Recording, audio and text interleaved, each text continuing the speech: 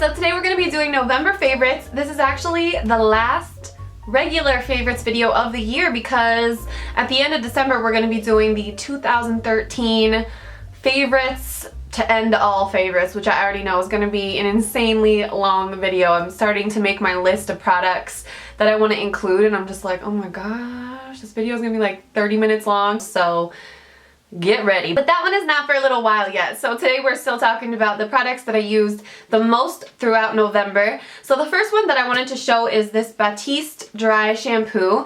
And I don't think I've ever talked about dry shampoo before on my channel. I really don't think I have because I've never found one that I really like, honestly. But this one I do like a lot, and it has a hint of color.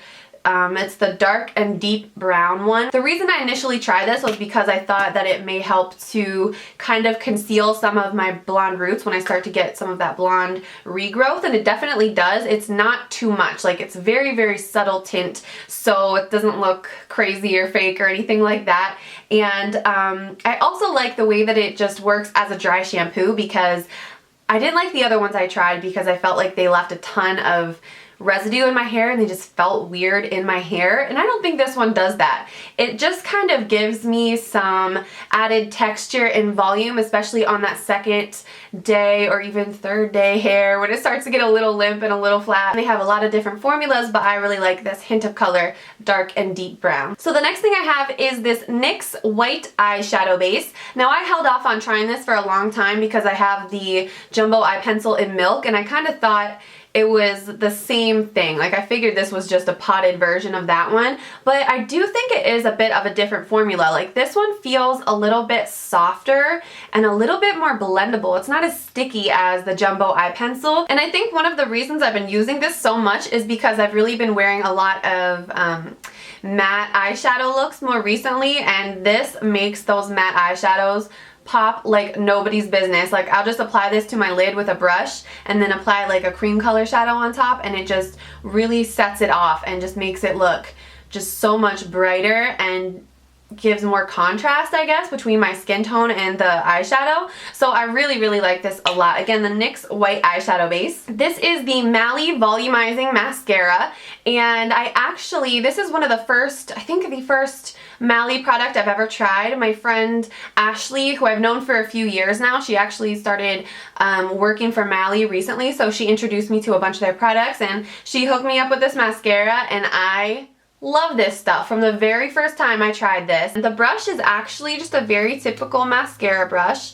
There's nothing super out of the ordinary about that. The formula is what really got me because it's kind of a drier formula, so it just almost like sticks on your lashes really, really well and starts to build up really, really intense volume right away. And the other thing I noticed about it was that it almost gives the look of lash extensions. So if you've ever seen anyone with eyelash extensions, they kind of have that really like fanned out kind of splashy look. This almost replicates that look, and I really, really like it a lot. It's intense, it's dramatic, but it's still not too much. I mean, it's a good everyday mascara, and it's very easy to remove, but it's very, very dark, which I like as well. So thanks, Ashley. So again, it's the Mally Volumizing mascara. Now, I think I may have actually put a little mini curse on myself by buying this next product and loving it so much, which I'll explain in a second.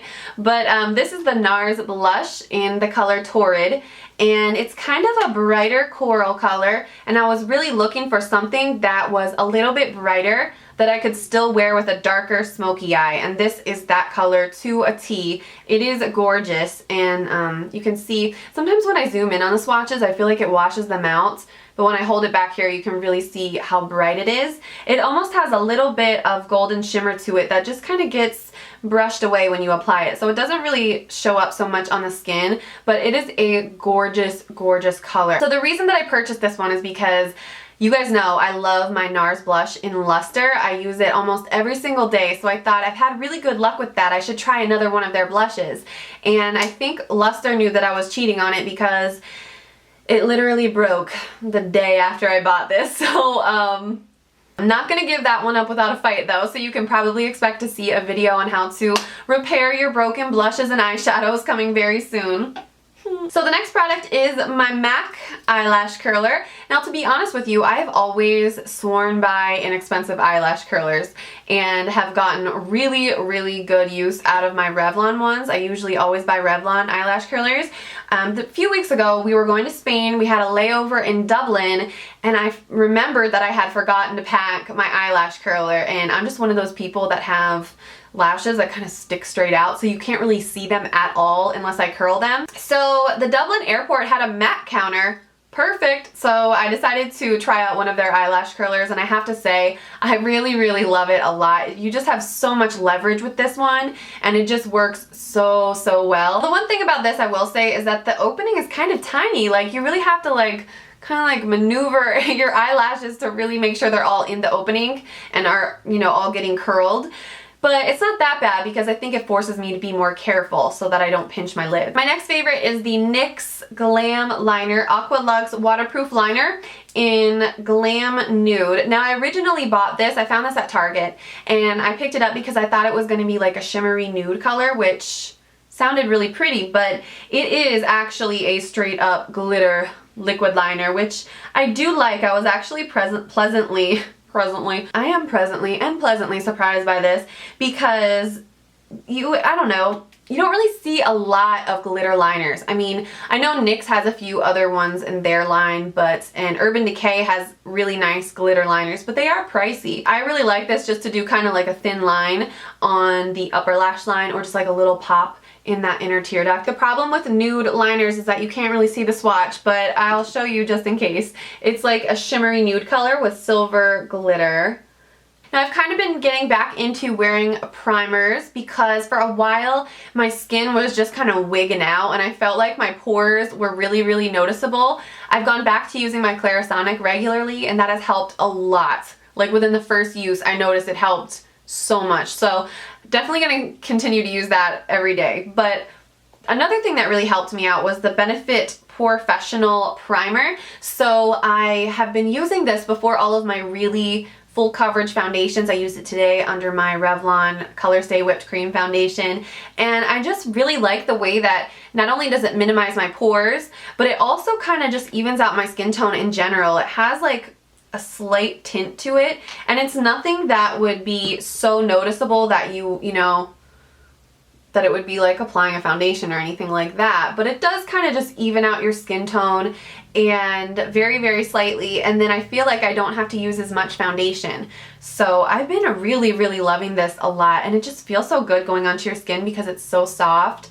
So the Benefit Porefessional, thumbs up. Now, I feel like over the past month, I've kind of reverted back to wearing a lot of my favorite brighter pink lip colors that I had kind of forgotten about more recently because I was wearing a lot of dark, really vampy lip colors, and I just kind of needed something a little bit brighter. I don't know. So the one I'm wearing today is Candy Yum Yum by MAC, but the one that I wore the most this month was my Maybelline Vivid in Pink Pop. It's just such a perfect color. I can't even stand it. It's so pretty, and it just smells so good, and you can wear it by itself or with a gloss on top. A lot of times I'll wear MAC Snob lip gloss with this one, and it's just such a perfect like candy girly pink. I love it. So that one I wore a lot. I also discovered the Maybelline Elixir glosses this month, and I love these. Honestly, I really love the color selection.